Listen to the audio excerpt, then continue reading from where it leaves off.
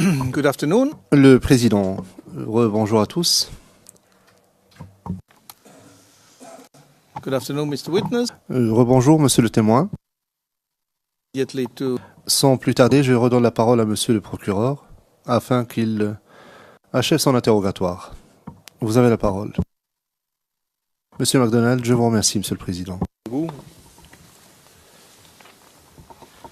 Je vais vous demander encore un certain moment de patience, mais on va terminer plus tôt cet après-midi que prévu.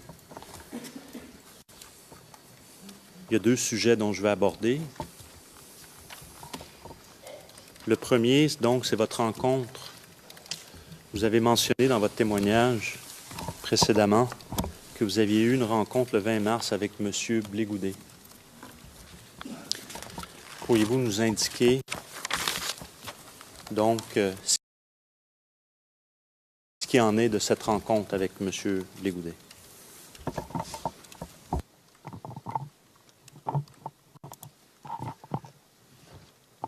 Donc le 20 mars,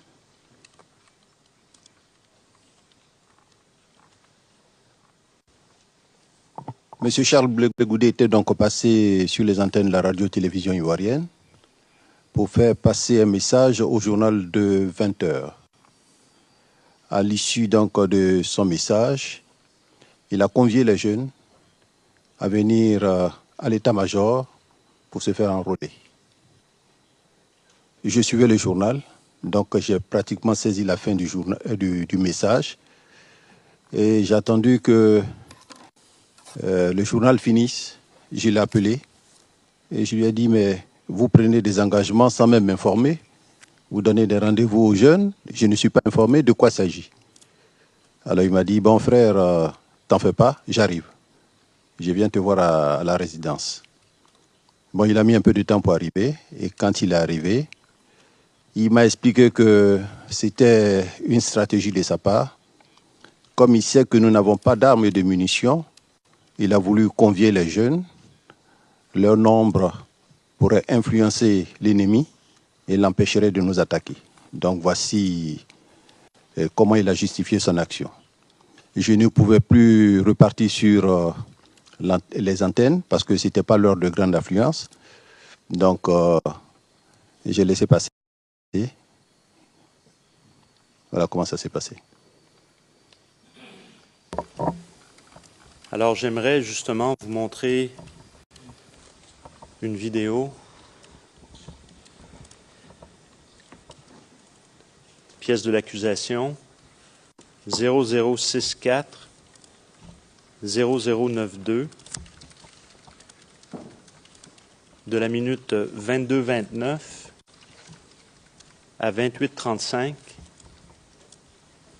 onglet 379. Le transcrit correspondant 0097 0161, onglet 575. Et il s'agit bien donc du transcrit dans sa totalité, si je ne me trompe pas. Alors, encore une fois, M. Mangou, regardons et je reviens avec des questions. Est-ce que si on est prêt au niveau de l'interprétation?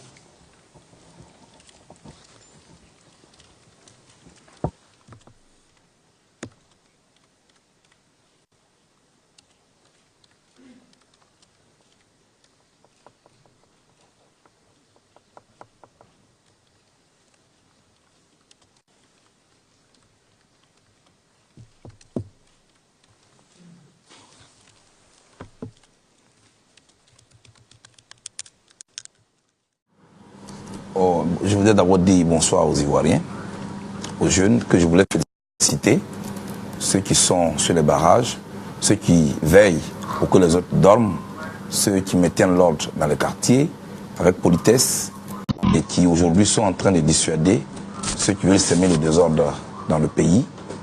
Et puis, les commentaires que suscite mon silence, je veux dire, sont dans la droite ligne de la psychose que les gens veulent créer. Ce n'est pas toujours qu'un leader parle. Vous comprenez? La parole est sacrée en Afrique.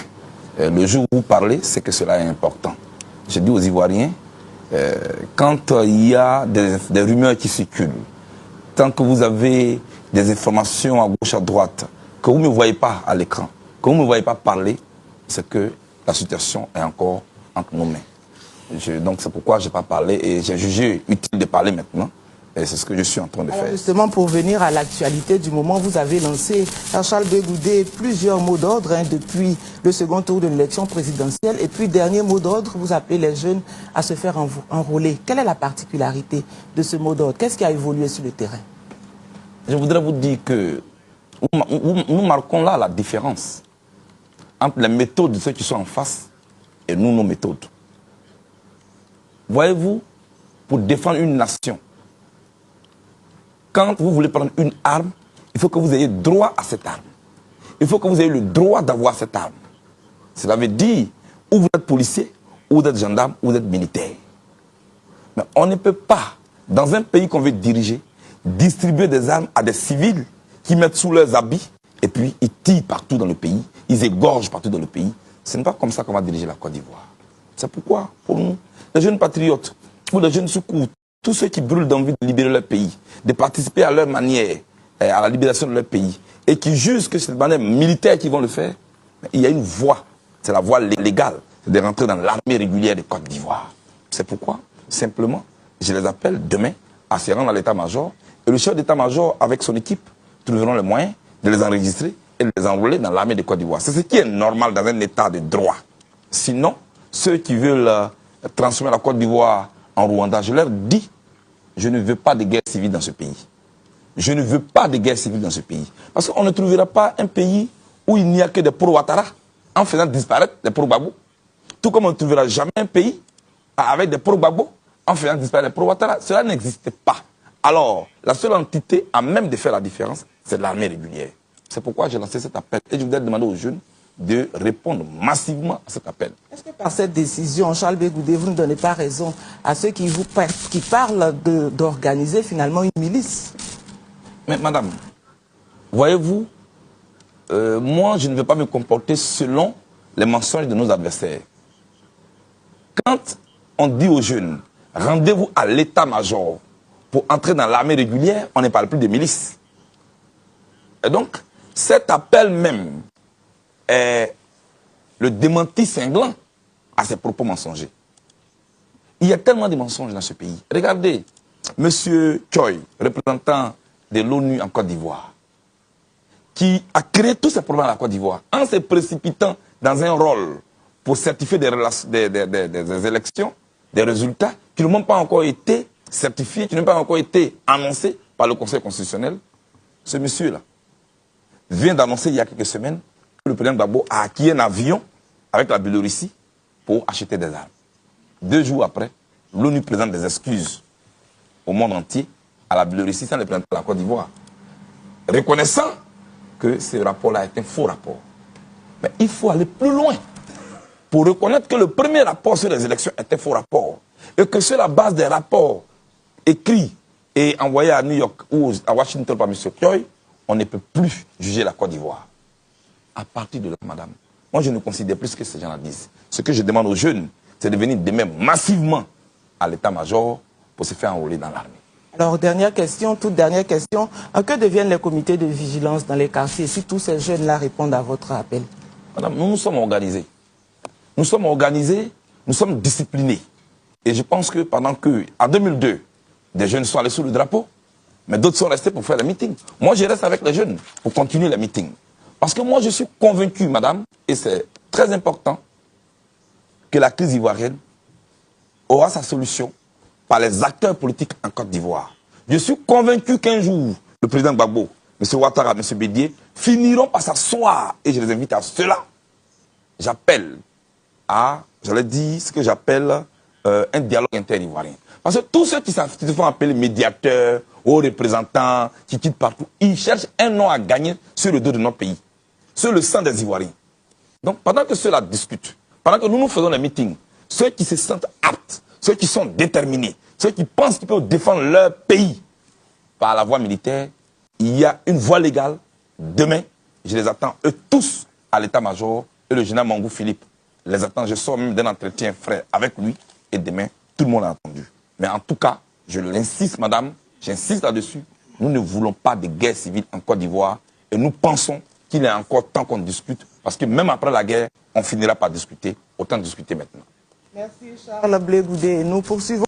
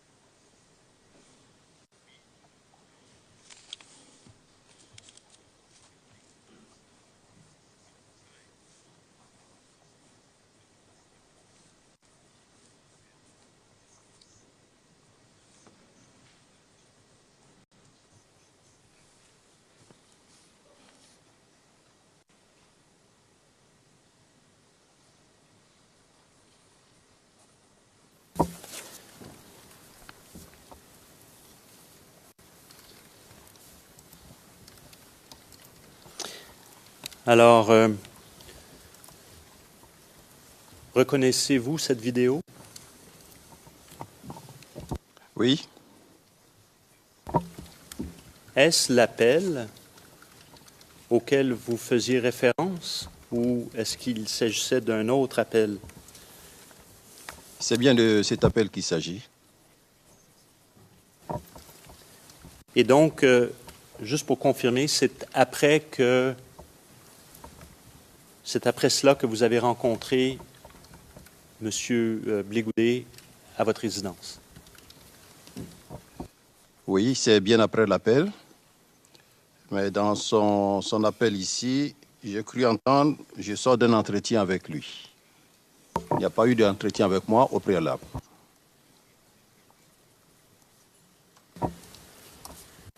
Et donc, que se passe-t-il par la suite?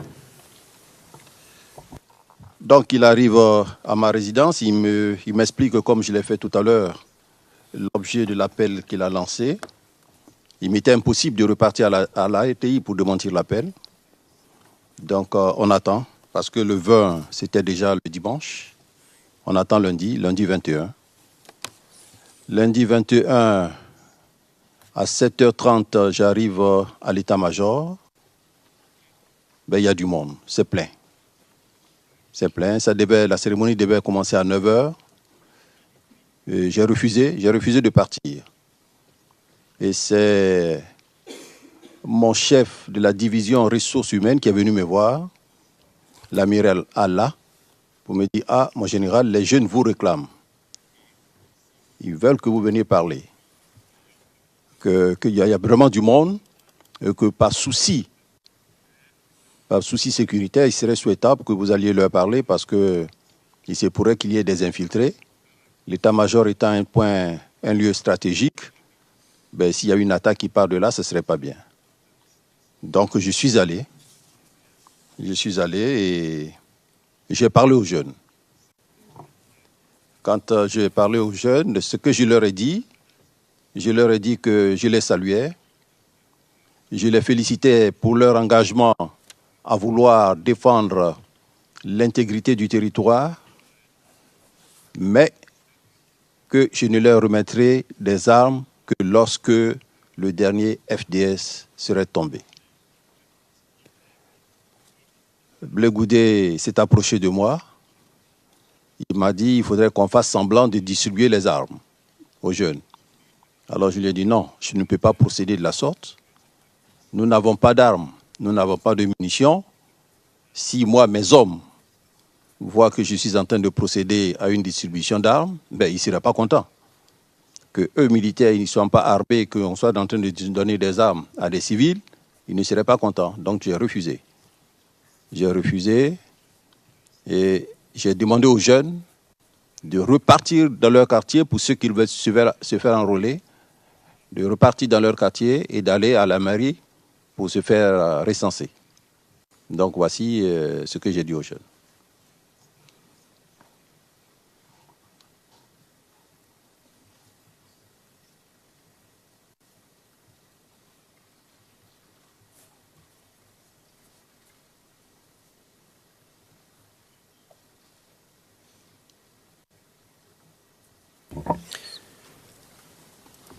Your Honors, I'm not going to show video. Monsieur le Président, je ne vais pas diffuser de vidéo qui a déjà été présentée dans le cadre de cette affaire, mais je souhaite attirer l'attention de la Chambre sur celle-ci. Il s'agit de la vidéo où l'on voit des jeunes avec M. Blé-Goudet et M. Mangou à l'état-major. Je vais donner la référence 0069 0375. Et il y a deux horodatage précisés, 0540 à 8 minutes 52 et même entre 8h52 et 14 minutes 08. Et les transcriptions correspondantes sont également disponibles pour les deux extraits. S'agissant du premier extrait, la transcription porte la référence 0087 0730 et du deuxième extrait, il s'agit de la référence 0087 0733. Et ces pièces figurent toutes sur notre liste de pièces, Monsieur le Président. Je vais poursuivre.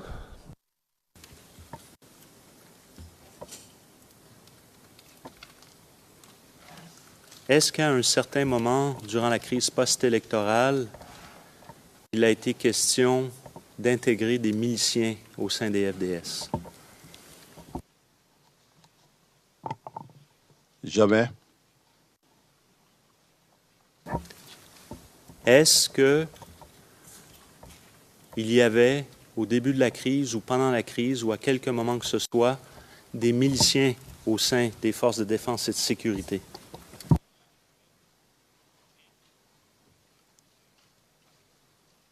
Pas de miliciens au sein des forces de défense et de sécurité pendant que j'étais aux affaires.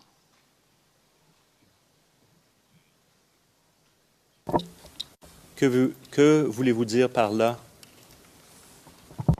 Tout le temps que j'étais chef d'état-major des armées, il n'y a pas eu de miliciens au sein des forces armées nationales de Côte d'Ivoire. Donc, est-ce qu'on se place jusqu'à quelle date? On se place de 2004 jusqu'à 2010, jusqu'au 30 mars 2010, date de mon entrée à l'ambassade.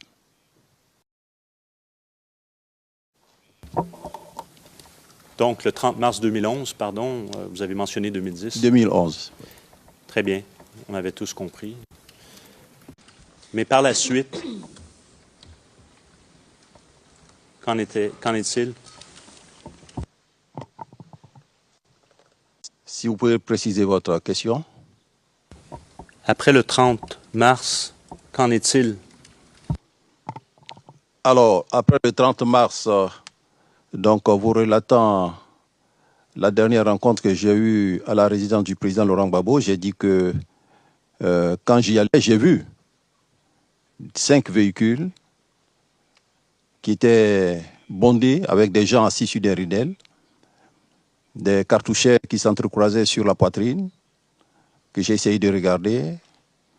La tenue, la manière de porter les cartouchets, ce n'était pas l'habitude de nos hommes, que c'était des mercenaires. J'ai affirmé que c'était des mercenaires. Le commandant Seka, aide de camp de la première dame, n'avait pas de troupes. Donc là, il avait pratiquement sous sa responsabilité près d'une compagnie.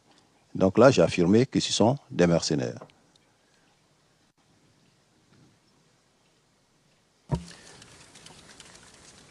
Et qu'en est-il de miliciens? Alors, moi, à mon niveau, j'ai toujours fait la différence entre un milicien et des groupes d'autodéfense. Le milicien, c'est des groupes qui se créent spontanément pour accomplir un maintien de l'ordre, pour engager un combat, alors que les groupes d'autodéfense, ce sont des groupes qui se créent pour combler un vide sécuritaire. À l'ouest de la Côte d'Ivoire, vous avez des groupes d'autodéfense. Parce que au début de la guerre, en 2002, la guerre était essentiellement sur l'axe central, Boaké, Tiebissou, Bokanda, Mbayakro. L'axe ouest, plus particulièrement le nord-ouest, zone de Tabou, était tenue par l'armée française jusqu'au milieu de 2003, date à laquelle la France est partie de là. Et quand elle est partie de là, les forces qui nous attaquaient ont commencé donc à s'infiltrer dans cette région. Or, dans notre dispositif, nous n'avons pas prévu d'éléments militaires qui puissent être à l'ouest pour contrecarrer l'action de ceux qui s'infiltraient. Les populations de cette région ont pris donc leurs responsabilités pour pouvoir faire face aux infiltrations de l'ennemi. Donc, du côté de l'ouest, il y a des groupes d'autodéfense. Vous avez le FLGO, qui est le Front de libération du Grand Ouest, tenu par Mao Glofei. Vous avez l'APOE de Bonao, Association des Patriotes Oué. Vous avez le MILOSI du commandant Batois, le mouvement de libération de l'ouest de la Côte d'Ivoire. Vous avez également un autre mouvement dirigé par le pasteur Gami. Ces groupes-là, ce sont des groupes d'autodéfense qui ont eu des armes, qui ont défendu leur région et qui souvent ont été aidés par des Libériens. Parce que quand vous prenez la frontière, de part et d'autre de la frontière, la Côte d'Ivoire et du Libéria, vous retrouvez pratiquement les mêmes ethnies, les Yakuba en Côte d'Ivoire, les Yakuba au Libéria, les Guérés en Côte d'Ivoire, les Guérés au Libéria. Donc ces liens de parenté ont fait que quand il y a un groupe qui est en danger, l'autre groupe, par solidarité, vient en aide aux autres. Donc on a eu des Libériens dans la zone qui ont aussi mené des combats. Ceux-là, faut-il les appeler mercenaires? Non, un mercenaire, c'est un étranger qu'on peut recruter dans le pays en conflit ou bien dans un autre pays pour combattre et au retour, bon, on lui donne quelque chose, un peu d'argent. Or, ceux qui venaient se faisaient payer eux-mêmes, ce qu'ils appelaient eux-mêmes le butin de guerre. Si bien que quand ils viennent combattre, qu'ils repartent, ils repartent avec les toitures, avec le matériel. Donc c'est comme ça. Ils viennent souvent, ils combattent et puis le soir, ils repartent avec ce qu'ils peuvent prendre pour repartir. Maintenant, au niveau d'Abidjan, vous avez un groupe que je vais qualifier un peu de milice. C'est le GPP, le groupement des patriotes. Pour la paix. Pour la paix. De Touré-Zegen, baptisé récemment chrétien, Néhémie. Alors, c'est un groupe que j'ai essayé de démanteler. Ce groupe, on l'a retrouvé dans les tout premiers instants, dès que j'ai pris mes fonctions de chef d'état-major, au niveau de Williamsville. Et ce groupe n'a arrêté n'a pas arrêté d'emmerder la population. Quelquefois même, il s'en prenait aux forces de défense et de sécurité. Il y a eu déjà mort d'hommes. Ils occupaient donc la maternité au Fouet-de-Boigny, d'Adjamé. J'ai dû les chasser de là. Et pour qu'ils ne reviennent pas, nous avons dû installer une unité là-bas, qui est une unité du génie. Une unité du génie. Ce que nous avons essayé de faire, c'était de leur dire de déposer des armes, mais ils jouaient souvent de perfidie avec nous, sachant que nous étions constamment à leur trousse. Ils n'avaient pas d'armes. Ils donnaient l'impression de ne pas avoir d'armes. Parce que j'avais organisé une manœuvre où on allait dans les coins où certains jeunes étaient stationnés très tôt le matin. On encerclait la zone, on les faisait sortir, on les fouillait. Mais j'avoue qu'au niveau d'Abidjan, on a eu très peu d'armes pendant cette période. Excepté bien sûr des armements qu'on a pu récupérer avec le GPP. Maintenant, les autres, je ne sais pas s'ils ont joué le jeu. Ils ont dû peut-être cacher les armes. Ça, je ne peux rien vous le dire. Mais quand j'allais très tôt pour les surprendre, je ne trouvais pas d'armes avec eux. Voilà donc ce que je peux dire concernant ces groupes.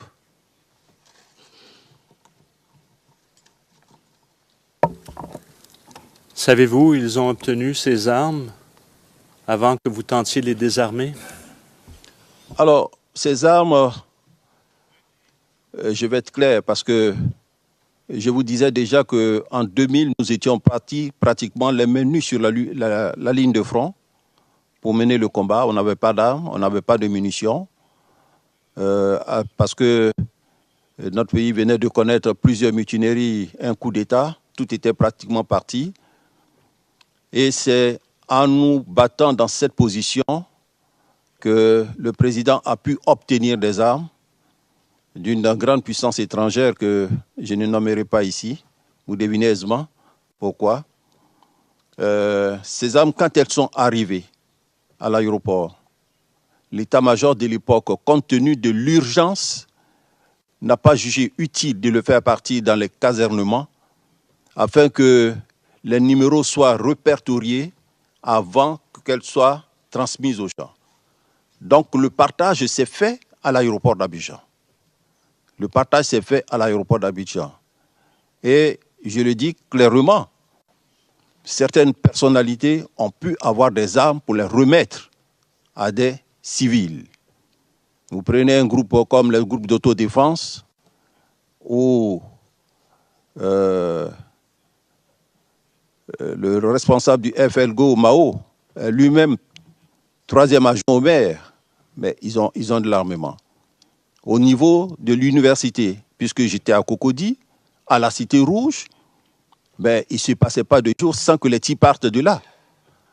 Il y avait un groupe qui avait de l'armement, un certain Kaka, je ne sais pas comment il s'appelle, qui avait de l'armement, que j'ai dû convoquer, qui tirait tout le temps, qui emmerdait les gens, que j'ai dû convoquer. Donc il y avait des groupes qui avaient des armes. Voilà.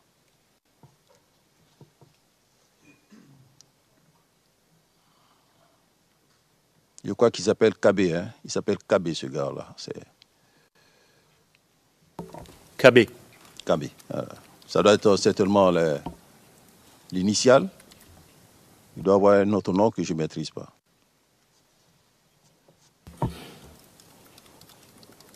Maréchal KB? Je crois, oui, parce qu'il est de la marine marchande. Alors, je vais, peut-être pour simplifier les choses, Monsieur le Président, sans aller à huis clos, juste s'assurer peut-être que les caméras fassent ça doucement. Si on pouvait inscrire sur un bout de papier le nom du pays pour qu'il soit remis à la Chambre, le pays que le témoin ne veut pas nommer, vous pouvez l'écrire, il sera remis à la Chambre pour que la Chambre puisse le voir. Et les partis aussi vont le voir, mais ça ne sera pas retransmis. Est-ce que ça vous convient? Ça me convient. Alors, peut-être qu'on peut faire ça immédiatement.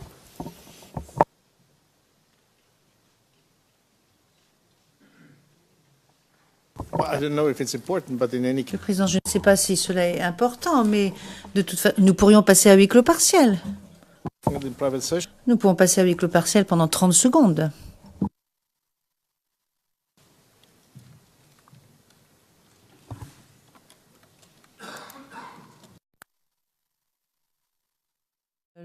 Président. Je vous remercie. Je redonne la parole au bureau du procureur. Qui avait débuté ce sujet.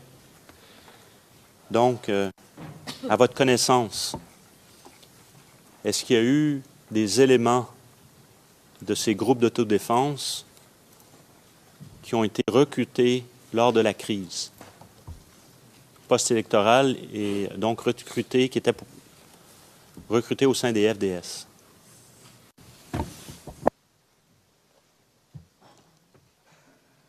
Comme je le disais, hein, jusqu'au 30, date de mon entrée à l'ambassade, non. Mais après, il y a eu un recrutement qui a été fait.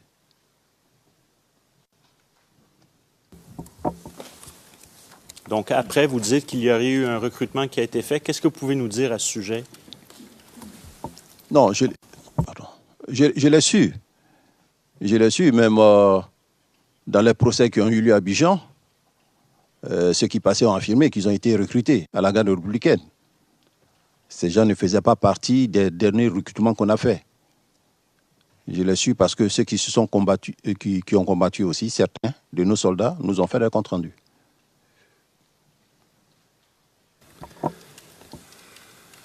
Donc, les soldats qui se sont battus vous ont fait des comptes rendus. À quel moment? J'essaie juste de comprendre.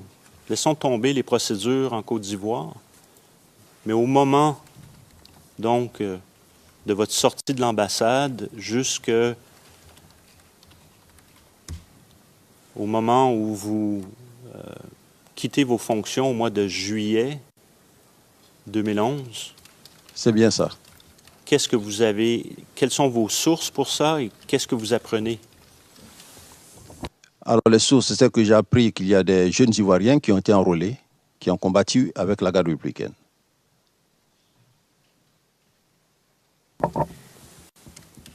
Et qui vous mentionne cela? Ce sont mes éléments de garde qui me le mentionnent. Donc, votre garde de sécurité, compte tenu de votre position, c'est cela? C'est bien ça. Votre garde rapprochée. C'est bien ça.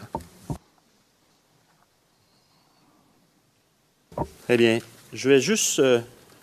j'aimerais vous montrer un document, et c'est le dernier document que je compte montrer aujourd'hui. C'est le CIV OTP 0071 0850. Et ce document est à l'onglet 433. J'en ai une copie papier pour le témoin, si on me permet, car c'est un document de quelques pages. C'est public.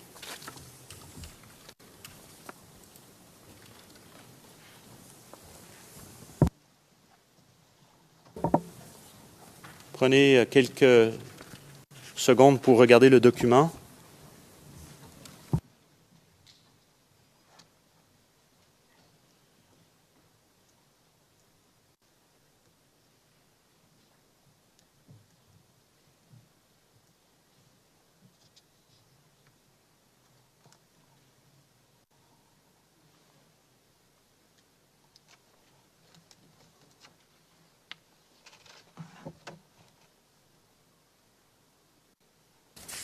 Et plus spécifiquement, si on pouvait voir la page 0851,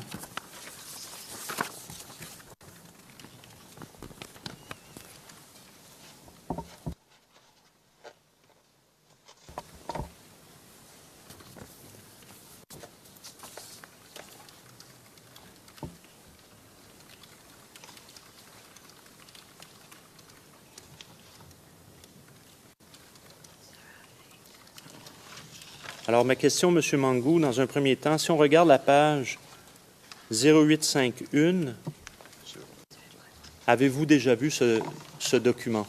C'est la deuxième page, recto verso, 0071 0851. C'est un message du Comter où vous êtes copié SEMA ATCR.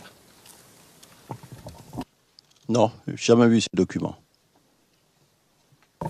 Et si on regarde, on va montrer une page. Et cette page, peut-être, Monsieur le Président, je laisse entre vos mains, mais peut-être qu'il serait préférable que cette page que je vais appeler la 0852 soit confidentielle, compte tenu qu'elle affiche des noms de personnes.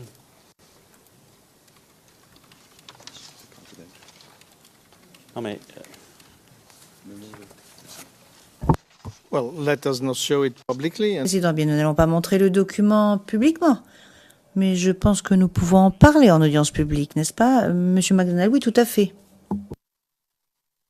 Monsieur Mangou, on voit à la page 0852, répartition GAD pour la formation militaire.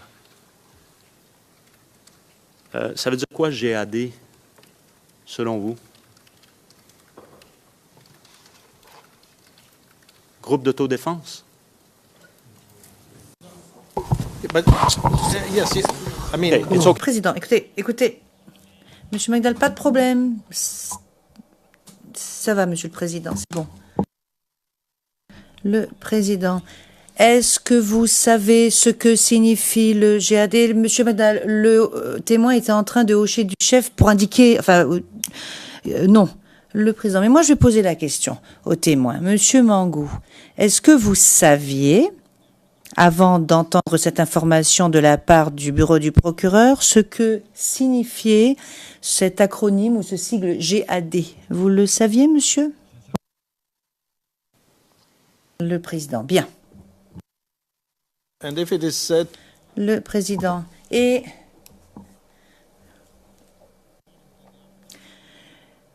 si je vous dis, d'après le bureau du procureur, qu'est-ce que c'était déjà? group d'autodéfense mean to Est-ce que vous aviez jamais entendu parler de ce groupe d'autodéfense? can you tell us Le Président, est-ce que vous pourriez nous dire ce que vous aviez entendu à ce sujet? Dans quel contexte? Quels sont les éléments d'information dont vous disposez à ce sujet? C'est bien ce que je disais tout à l'heure, Monsieur le Président. Des groupes d'autodéfense, généralement, c'est pour combler un vide sécuritaire. Généralement, dans les quartiers d'Abidjan, où il y a la grande criminalité, si les gens ne sont pas sûrs que la police passe tout le temps, ils peuvent se former des groupes d'autodéfense pour défendre un quartier. C'est dans ce sens. Mais ce que je voudrais dire, ce document, il n'a pas été fait par l'état-major. Voilà, ça a été fait par l'adjoint des DETO. Et dans le dernier recrutement que nous avons fait une répartition de ceux qui ont été recrutés et le bébé n'a pas reçu de personnel. J'ai encore en mémoire la répartition qui a été faite concernant le dernier recrutement. Je ne sais pas si je peux en dire un mot là-dessus. please do so? Je vous en prie, oui. Donc, durant la crise post-électorale, quand on prend la crise de 2002 jusqu'à 2010, nous avons fait 3 recrutements. En 2003, nous avons recruté 4000 personnes. Parce qu'on avait des problèmes d'effectifs, on a recruté 4000 personnes. Ce sont ceux-là, Monsieur le Président, qu'on a appelé la génération Blé Goudé, excusez-moi. La génération Blé Goudé. Pas que ce soit Blé Goudé qui les ait recrutés, mais tout simplement parce qu'à cette période, les jeunes marchaient beaucoup, ils faisaient des meetings, et ceux qui ont été recrutés, c'était des jeunes Ivoiriens qui avaient un très bon niveau d'études. Il y en avait qui avaient la licence, il y en avait qui avaient la maîtrise, et ils sont rentrés dans l'armée par la voie légale. Il y a eu un communiqué du Conseil des ministres qui a fixé les conditions du recrutement. Le ministre de la Défense, chargé de l'exécution de la politique de défense du gouvernement, a repris le communiqué à son niveau et on a convoqué ces jeunes qui sont venus. Ils ont passé les différentes visites et les 4000 ont été retenus. Malheureusement, lorsqu'on a commencé à travailler dans le cadre de la médiation sud-africaine, le point 3.2.1 nous demandait de prendre toutes les dispositions pour aller au désarmement. Donc ces jeunes se sont sentis pour des laissés pour compte. Ils pensaient que la crise arrivait à sa fin, donc ils ont demandé à passer plusieurs concours. Le concours de l'école de police, de gendarmerie, de douane, des eaux et forêts. Il y a beaucoup qui ont été reçus, qui sont partis. Et puis, le 27 et 28 septembre 2008, il y a eu 2 mutineries, une à Yamsokro, une à Daoukro.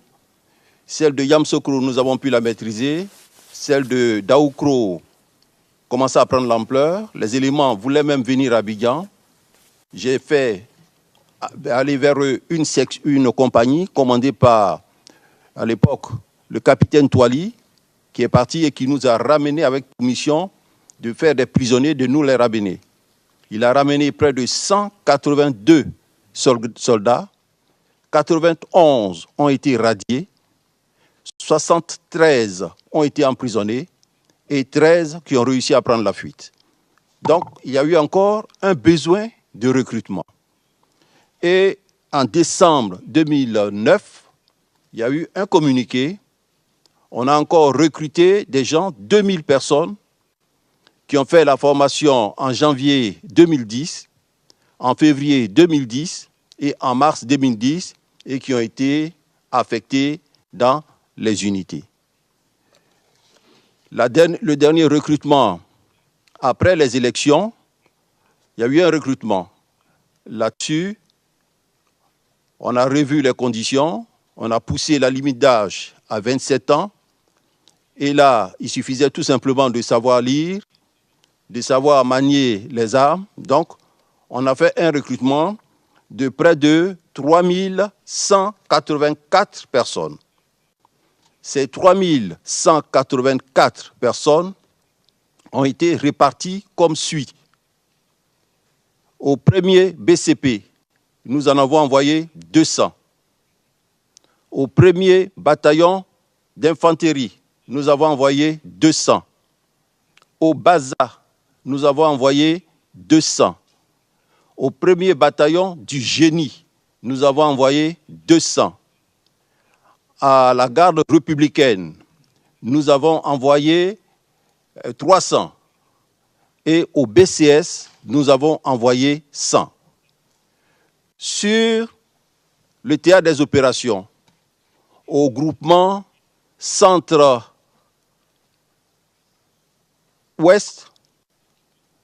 au groupement centre-ouest, c'est-à-dire à Daloa, nous avons envoyé 652 personnes. Au groupement Est, nous avons envoyé 262 personnes. Au groupement Sud-Ouest, nous avons envoyé 321 personnes. Au groupement Ouest, nous avons envoyé 301 personnes. Au Démir, nous avons envoyé 250 personnes.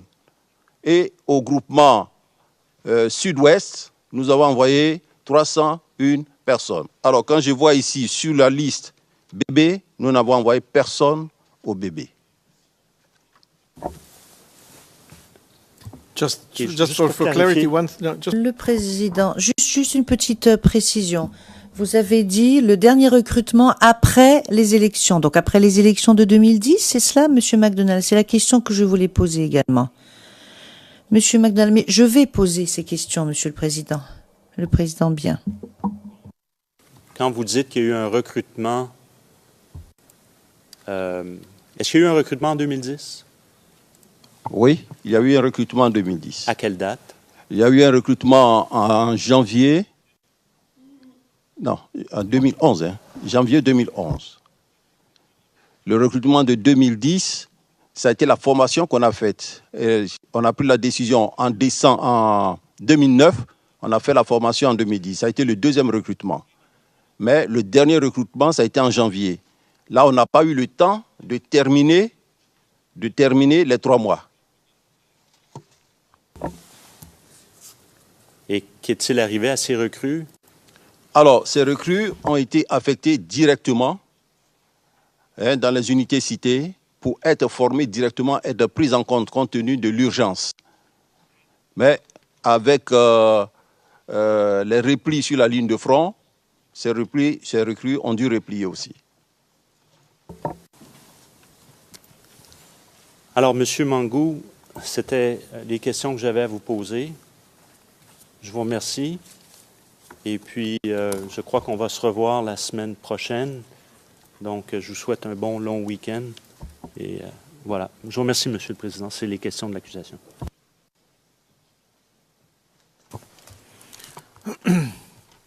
Thank you. Le Président, merci beaucoup. Je remercie donc le bureau du procureur. Je vous remercie, Monsieur Mangou, car jusqu'à présent, vous avez répondu à toutes les questions qui vous ont été posées. Il ne me reste plus qu'à lever l'audience jusqu'à lundi à 9h30.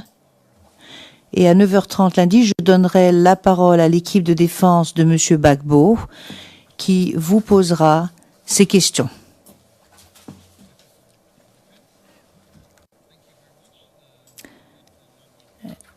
Je vous remercie beaucoup et je souhaite un excellent long week-end à tout le monde. L'audience est levée jusqu'à lundi.